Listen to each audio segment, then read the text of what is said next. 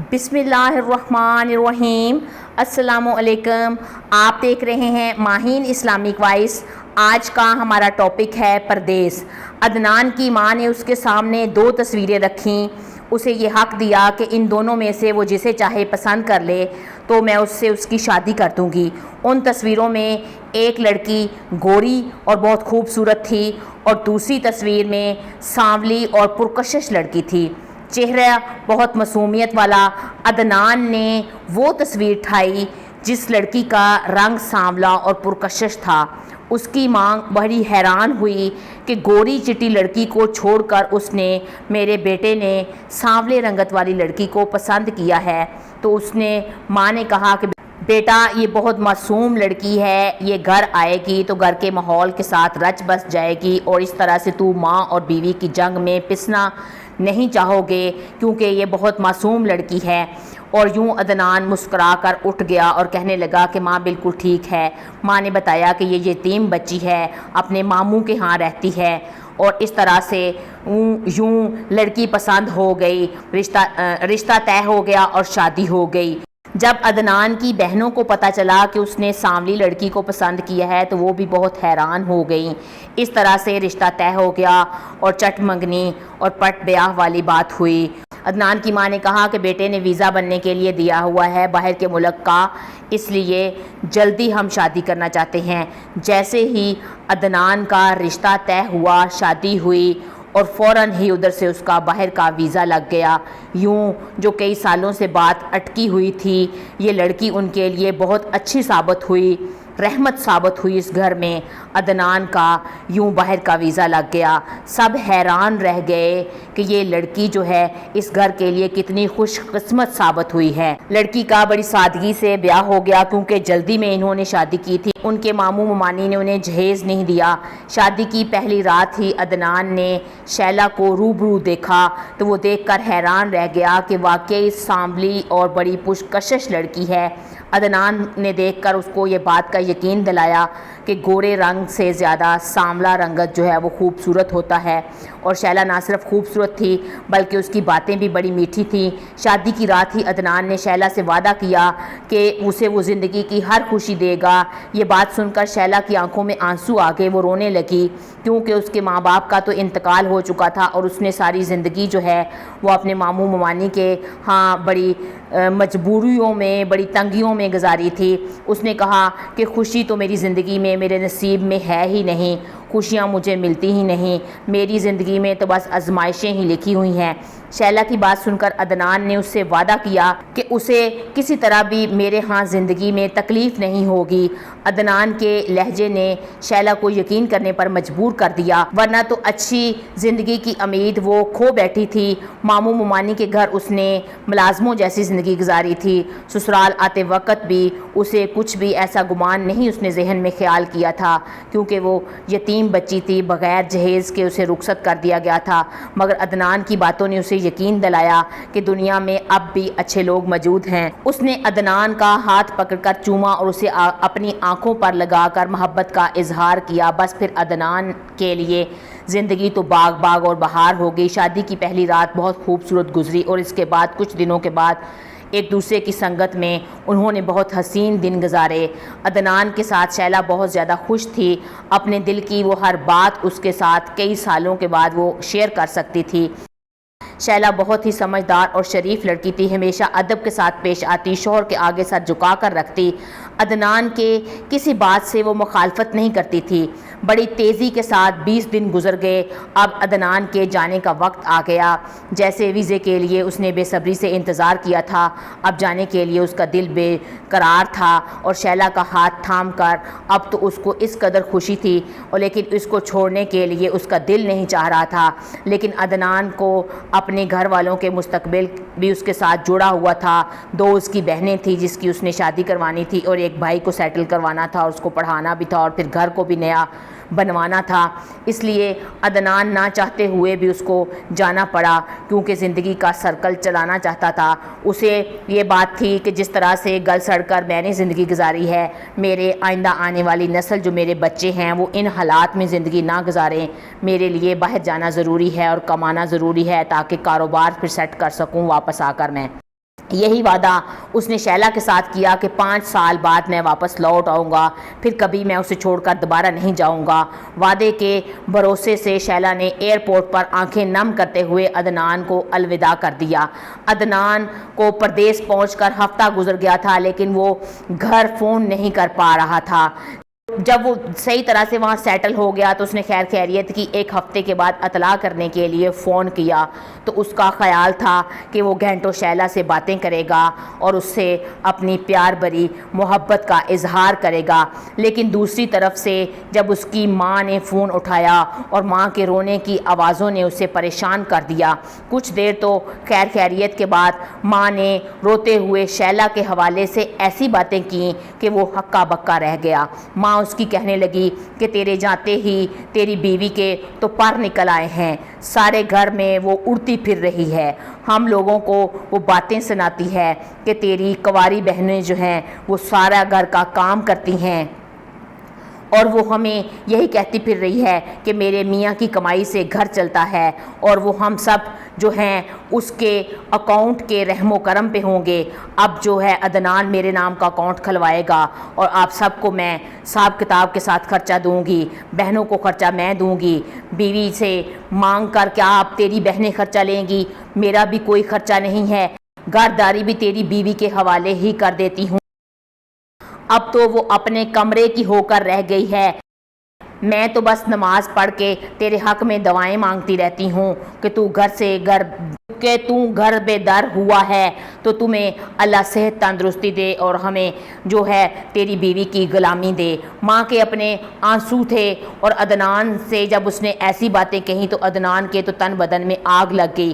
وہ کہنے لگا، ماں شیلا کے نام کا اکاؤنٹ نہ کھلوانا، وہ تو ناسمجھ ہے، چھوٹی ہے ابھی اور ذمہ داریاں وہ نہیں اٹھا سکتی، کم عمر ہے، نادان ہے، اس کو گھر گرہستی کا کیا پتہ، تم اکاؤنٹ اپنے نام کا ہی کھولنا، اور کوئی فکر کی بات نہیں ہے، میں یہاں سے جو بھی کما کے بھیجوں گا ماں میں تیرے اکاؤنٹ میں بھیجوں گا، تو خرچے سارے کو مینیج کرنا، بیٹیوں کو بھی خود خرچہ دینا، کسی کو ضرورت نہیں ہے کہ وہ بھابھی کے آگے ہاتھ پھیلائے۔ عدنان کو یوں ماں نے جب غصہ دلا دیا، شہلا سے جب بات کرتے ہی عدنان کا تو دماغ خراب ہو گیا، اور وہ کہنے لگا، تو اتنی شیرنی بنی پھرتی ہے۔ اب وہ شیلا جو اس بات کی منتظر تھی کہ عدنان اتنے دنوں بعد مجھ سے کو پیار محبت کی بات کرے گا، جب اس نے اس کے سخت لہجے کو سنا تو وہ تو بڑی ہکی بکی رہ گئی اور خاموش ہو گئی، بالکل وہ دکھ کے آنسو پی گئی۔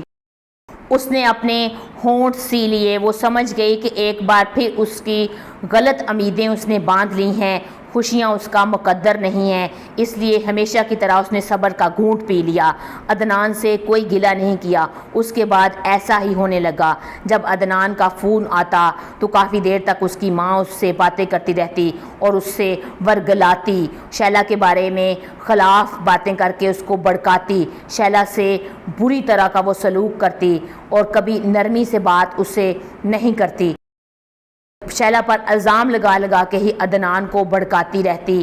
جب 3 ماہ کے بعد شیلا کو اللہ تعالیٰ نے ماں بننے کی امید دی تو عدنان کو اس کی ماں نے بتایا کہ تم باپ بننے والے ہو، تو اس نے کہا، ماں 3 مہینے کے بعد یہ خبر کیسے آ سکتی ہے؟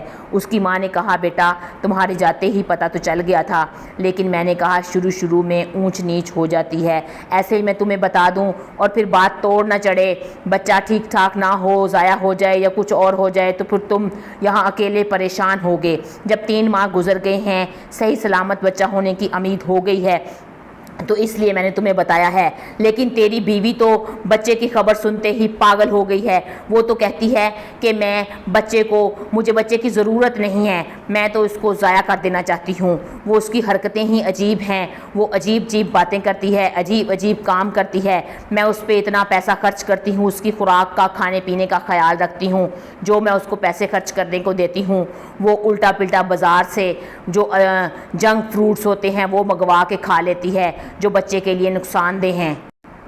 جب عدنان کی ماں نے شیلا سے عدنان کی بات کروائی تو عدنان بچے کی وجہ سے خوش تو بہت تھا، اس کو بہت زیادہ مبارک دینے لگا، لیکن جب ماں کی الٹی سیدھی پٹی پڑھائی ہوئی تھی کہ تم نے الٹ پلٹ چیزیں نہیں کھانی، عدنان نے اس پہ ریسٹرکشن لگا دی کہ آپ نے وہی کھانا ہے جو میری ماں آپ کو کھانے کو دے گی۔ میں بچے کا نقصان برداشت نہیں کر سکتا، تم نے کوئی الٹ پلٹ چیز نہیں کھانی۔ جب شیلا نے دوبارہ عدنان کی اس طرح سے سخت لہجے کی بات سنی تو وہ خاطر میں نہ لا سکی اور وہ بالکل خاموش ہو گئی۔ اس نے فون بند کر دیا کیونکہ وہ اس طرح سے تلخ لہجے کی بات سن کے اپنے دماغ کا خون کھولنا نہیں چاہتی تھی۔ اللہ نے اس کو خوشی دی تھی، وہ تو اتنی زیادہ خوش تھی، لیکن ساس پھر ساس ہوتی ہے، وہ تو الٹ پلٹ باتیں کر کے بیٹے کو بھڑکاتی تھی شیلا کے خلاف۔ لیکن شیلا اپنے شوہر کو کچھ بھی بتا نہیں سکتی تھی کہ وہ کس طرح سے تنگ ماحول میں رہتی ہے۔ یوں اس طرح سے تنگی میں اس نے 10 مہینے گزارے، اور جب 10 ماہ اس کی شادی کو ہو گئے تو اللہ تعالیٰ نے اس کو ایک بیٹے سے نوازا۔ اور اس وقت ادھر عدنان کا دل کرتا تھا کہ میں اڑ کر پاکستان پہنچ جاؤں اور اپنے بچے کو دیکھ لوں، لیکن اس کا 5 سال کا ویزا تھا، اس سے پہلے وہ واپس نہیں آ سکتا تھا۔ کبھی کبھار فون کر کے بیٹے کی آواز کی اس کو سنا دی جاتی کہ بیٹا اس طرح سے بول رہا ہے، آہیں بھر رہا ہے، باپ کو یاد کر رہا ہے۔ یوں عدنان کے تو جذبات ہی بدل گئے جب اس کی ماں ہر وقت شیلا کے بارے میں اس کا غلط الزام لگا کے باتیں کرتی رہتی تھی۔ جب عدنان نے کہا کہ ماں اب 5 سال جو ہیں وہ گزر گئے ہیں، میں پیسے آپ کو بھیجتا رہا ہوں، آپ نے بیٹی کی شادی بھی کر لی ہے، اب آپ نے کچھ پیسے جمع کیے ہوں گے، اب میں واپس آنا چاہتا ہوں تاکہ میں یہاں آ کے کوئی کاروبار کرنا شروع کر دوں، تو اس کی ماں آگے سے رونا شروع کر دیا اور کہنے لگی یہ سب تو تیرے بچے کی پیدائش میں اور تیرے بیوی کے خرچوں میں اڑ گئے جو پیسے تم بھیجتے رہے تھے، تیری بہن کی ایک شادی صرف میں نے کی ہے، باقی بہنیں جو ہمیشہ ہیں وہ واپس ہی خالی ہاتھ جاتی رہی ہیں، پھر واپس تم چلے آؤ گے۔ تو عدنان کا دل بہت پریشان ہو گیا۔ شیلا نے 5 سال تک بیٹا بہت خوبصورت جوڑے لیے ہیں، وہ دوائیوں پہ، بچے کی پیدائش پہ خرچے، بچوں کے دودھ پانی پہ خرچے، اس کے خرچوں کے سب خرچ ہو گئے ہیں، بیٹا اب میرے پاس تو کوئی پیسے جمع نہیں ہیں جس کے لیے میں کہوں کہ تم آ کے کاروبار کر لو۔ لیکن اس نے کہا کہ تم چھٹی لے کے آؤ بیٹا، کاروبار وہاں سے چھوڑ کے مت آؤ۔ یوں عدنان 1 ماہ کی چھٹی لے کر واپس جب وہ گھر میں داخل ہوا تو آتے ہی سب سے پہلے اس کو بیٹا نظر آیا جو اس وقت 4 سال کا تھا۔ اس نے لپک کے اپنے بیٹے کو اپنے سینے سے لگا لیا، لیکن بچہ نہ اس کو پہچانتا تھا، اس لیے وہ رو رہا تھا، لیکن وہ اس کو پیار کرنے کی کوشش کر رہا تھا۔ عدنان کو یوں پیار کرتے ہوئے شیلا نے جب دیکھا تو بچے کے پیچھے یوں شیلا کھڑی تھی۔ جب اس نے عدنان نے دیکھا تو وہ اتنے پھٹے پرانے کپڑوں میں تھی جیسے وہ ملازمہ لگ رہی ہوتی ہے گھر کی۔ اس کے کپڑوں کو کئی جگہ سے پیوند لگا ہوا تھا، جوڑ لگے ہوئے تھے، اور اس کی آنکھوں میں آنسو تھے۔ یوں 5 سال کے بعد بیوی کو دیکھ کر عدنان کا دل نرم پڑا۔ وہ شیلا کے قریب گیا اور اسے سلام اور دعا کی۔ شیلا نے بس اس سے سلام کا جواب دیا۔ شیلا کی یہ حالت دیکھ کر وہ بڑا چونک اٹھا کہ ماں تو کہتی تھی شیلا بڑی کپڑوں پہ پیسے خرچ کرتی ہے، لیکن وہ سوکھ کر کانٹا ہوئی تھی، اس کی آنکھوں کے نیچے ہلکے پڑے ہوئے تھے، اس کی سانولی رنگت اب کالی رنگت میں بدل چکی تھی، اس کے چہرے پر صدیوں کی تھکن نظر آ رہی تھی۔ عدنان یوں دیکھ کر اس کو، شیلا کے کپڑوں کو اور اس کی یہ حالت کو دیکھ کر وہ بالکل چونک گیا کہ ماں تو میری کہتی تھی کہ وہ کپڑوں پہ پیسے، میک اپ پہ اور جولری پہ بڑے پیسے خرچ کر دیتی ہے، آج یہ میرے آنے پر یوں بسیدہ کپڑے کیوں پہن کے بیٹھی ہوئی ہے جس میں اتنے سارے پیوند کاری ہوئی ہے، ٹوٹے اس نے کپڑوں کے لگا کے جوڑ لگائے ہوئے ہیں، پھٹے ہوئے کپڑے پہنے ہوئے ہیں۔ یوں جب عدنان شیلا کی طرف دیکھ رہا تھا تو اس کی ماں عدنان کو کھینچ کر اپنے کمرے میں لے گئی، کہنے لگی بیٹا اتنے سالوں بعد مڑ کے آئے ہو، مجھے تو تم سے ڈھیروں اور ہزاروں باتیں کرنی ہے۔ یوں 5 سال بیٹا میں نے بڑی مشکل سے گزارے ہیں، جو بھی شیلا کے ساتھ کچھ پل گزرنا تھا وہ ماں کھینچ کر اس کو اپنے پاس لے گئی۔ ادھر سے شیلا کی آنکھیں نم ہو گئیں، وہ اپنے شوہر کو یوں دیکھ کر کہ وہ میرے پاس آنے لگا تھا اور ماں اس کو کھینچ کے لے گئی ہے، وہ برچی خانے میں چلی گئی۔ اب اس کی دونوں نندیں آئی ہوئی تھیں جو شادی شدہ تھی، ان کی اپنی فرمائشیں ہوتی ہیں، جب وہ آتی ہیں تو وہ زیادہ کھانوں کی فرمائشیں کرتی ہیں کہ ہم نے یہ کھانا ہے یہ کھانا ہے۔ اب تو ان کا بھائی باہر سے آیا ہوا تھا اور بھائی 1 ماہ کی چھٹی پہ آیا تھا اور انہوں نے بھی کہا تھا کہ ہم 1 ماہ آپ کے گھر میں ہی رہیں گے۔ یوں شیلا ان کی فرمائشیں پوری کرنے کے لیے مختلف ڈشز بناتی رہی جا کے۔ پھر اس کے بعد وہ کچن سے فارغ ہو کر سب کے کپڑے استری کرنے بیٹھ گئی۔ عدنان کافی دیر تک شیلا کا انتظار کرتا رہا لیکن شیلا اس کے پاس نہیں آئی۔ وہ کاموں میں اتنی مصروف تھی کہ اس کے پاس ٹائم ہی نہیں تھا۔ جب رات کے کھانے کا ٹائم ہوا سب لوگ کھانے کی ٹیبل پہ بیٹھے لیکن شیلا عدنان کو وہاں کھانے کی ٹیبل پہ نظر نہیں آئی، بلکہ ڈائننگ ٹیبل پر شیلا کی کوئی کرسی موجود ہی نہیں تھی۔ جب عدنان نے ماں سے شیلا کے بارے میں پوچھا کہ ماں شیلا کہاں چلی گئی ہے تو اس کی ماں نے کہا کہ وہ روٹیاں پکا رہی ہے، سب کو گرم گرم روٹیاں کھانے کی عادت ہے، ٹھنڈی روٹی کوئی نہیں کھاتا، شیلا گرم روٹیاں پکا رہی ہے۔ تو اس کو یہ بات بڑی عجیب لگی۔ اس نے وہ زہر برے 4 نوالے اپنے حلق سے نیچے اتارے۔ اس کی جو بہنیں تھیں اس کے گرد وہ گھیرا ڈال کے پھر بیٹھ گئیں، فرمائشیں کرنے لگیں کہ ہمارے لیے کیا تحفے لے کے آئے ہو۔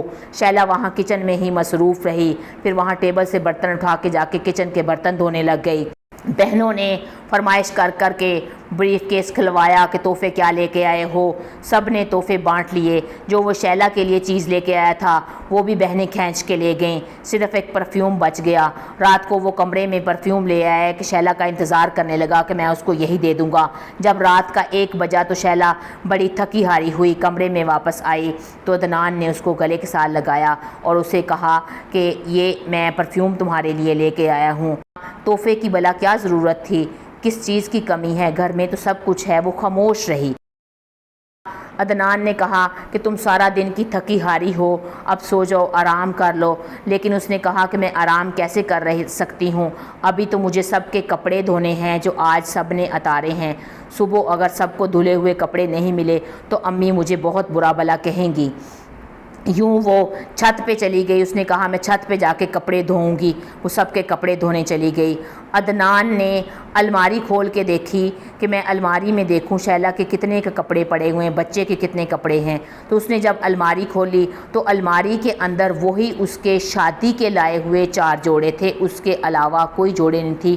وہ بھی پہن کر اتنی بسیدہ حالت میں ہو چکے تھے، کوئی وہاں زیور نہیں تھا، کوئی میک اپ نہیں تھا، وہی بسیدہ بس کپڑے ہی پڑے ہوئے تھے اور بچے کے بھی پھٹے پرانے کپڑے ہوئے تھے، کوئی نیو وہاں کپڑے نہیں تھے۔ یہ تو دیکھ کر عدنان بہت حیران رہ گیا، لیکن اس کو تھکاوٹ بہت سفر کی چڑھی ہوئی تھی۔ جیسے ہی وہ لیٹا تو اس کو نیند آ گئی۔ اگلے دن پھر بہنوں نے گھیرا ڈال لیا۔ ان کی اپنی فرمائشیں تھیں کہ بھائی آپ آئے ہوئے ہو، میں فلاں جگہ پہ گھومنے کے لیے لے جاؤ، ہمیں شاپنگ کروا دو۔ اتنے تحفے لینے کے باوجود ابھی ان کی خواہشیں پوری نہیں ہوئی۔ شیلا برچی خانے میں ہی لگی ہوئی تھی۔ عدنان کی نظریں برچی خانے کے دروازے کی طرف جاتی اور لوٹ آتی، لیکن شیلا اندر مصروف تھی۔ سب باتیں کر رہے تھے، بہنوں کو طرح طرح کی فرمائشیں تھیں، لیکن شیلا نے کوئی فرمائش نہیں کی، کچھ نہیں کہا۔ لیکن عدنان نے اس وقت دیکھا اس کی جو دونوں بہنیں ہیں اس نے بھر بھر کے زیور پہنا ہوا ہے، کنگن پہنے ہوئے ہیں، لیکن ان کے میاں کی تو معمولی سی نوکری تھی۔